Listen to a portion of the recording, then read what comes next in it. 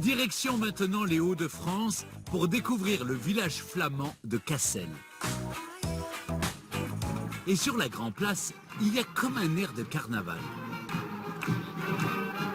Ben, c'est incroyable, c'est la fête au village.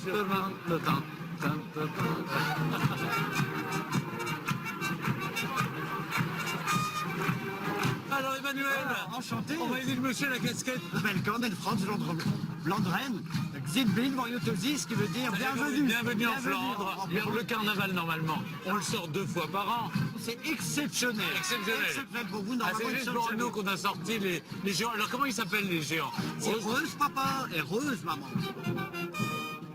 Bonjour, je suis un géant. Essaye de le lever. Vas-y, lève. Ah, c'est lourd. Hors carnaval, si vous souhaitez saluer les géants de Cassel, sachez qu'ils sont exposés au musée de Flandre, situé sur la Grand Place. Je m'éloigne du tumulte pour aller découvrir l'un des plus jolis points de vue du village, le mont Cassel.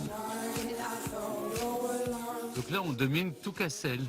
Ici, on est sur le toit des Flandres. Donc là, on est au sommet de l'Everest. Exactement. 7 voies romaines nous rejoignent en étoile.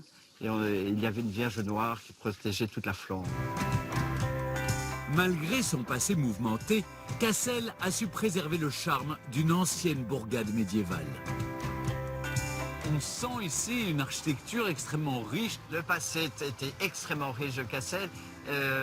Malheureusement, pendant la dernière guerre mondiale, les Allemands bombardaient Cassel. Ah oui, donc toute la partie nord a été reconstruite parce qu'elle a été bombardée. Par contre, toute la partie sud de Cassel, des très belles maisons, ce qu'on appelle beaucoup d'hôtels. Et alors avec des vues incroyables, c'est-à-dire que derrière toutes ces façades, il y a de sublimes jardins. Et coup de chance pour moi, l'un des plus beaux jardins de Cassel appartient à mon guide du jour. Situé à quelques centaines de mètres du centre-bourg, me voilà au jardin du Mont des Récollets. Un magnifique site paysager à visiter toute l'année. Alors c'est quoi un jardin à la flamande? Un jardin à la flamande, en fait, l'esprit flamand est très carré. On passe d'une pièce à l'autre, comme dans une maison. Et bien sûr, des endroits plus clairs, des corridors, des endroits plus sombres, ce qui va donner le clair-obscur. Donc notre jardin est inspiré des peintures de la Renaissance flamande. Super.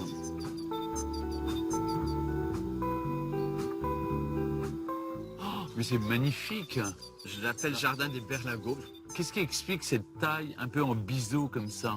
Le flamand, on oublie souvent, et c'est ce côté très rigoriste. Mais depuis de la bière, de la joie de vivre, de la fête, le jardinier, au lieu de fermer tout droit la taille dans tous les sens, au lieu de faire une belle boule de conifères, ben non, pourquoi on se mettrait pas la tailler n'importe comment, comme ici, en forme de berlingot?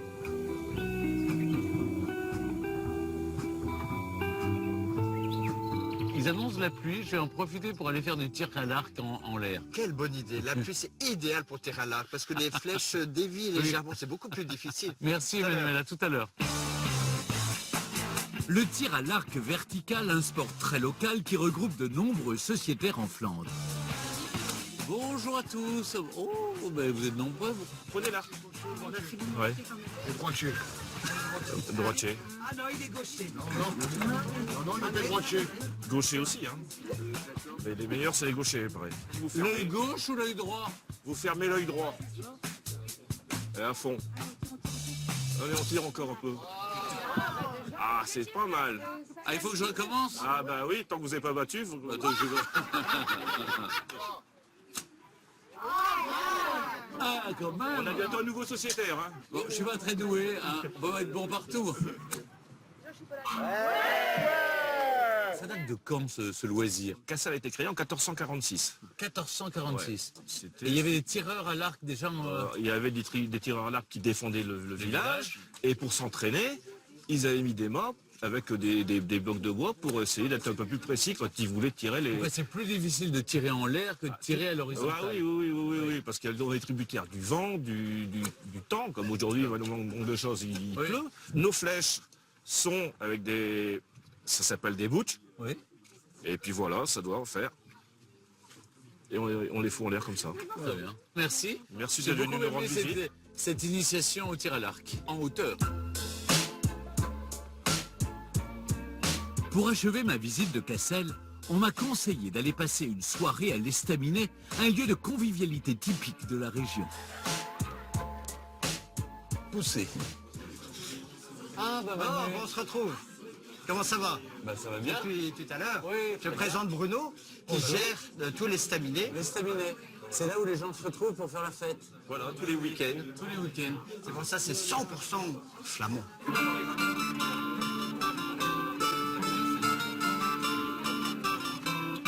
Et alors, qu'est-ce qu'on mange en général dans les estaminets? Alors le plus souvent c'est la carbonade flamande.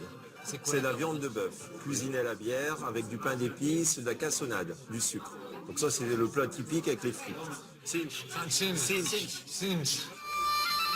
Vous aussi, lors de votre venue à Cassel, n'oubliez pas de passer une soirée dans l'un des estaminets du village, d'explorer le magnifique jardin du Mont des Récollets et d'admirer les façades des hôtels particuliers du bourg.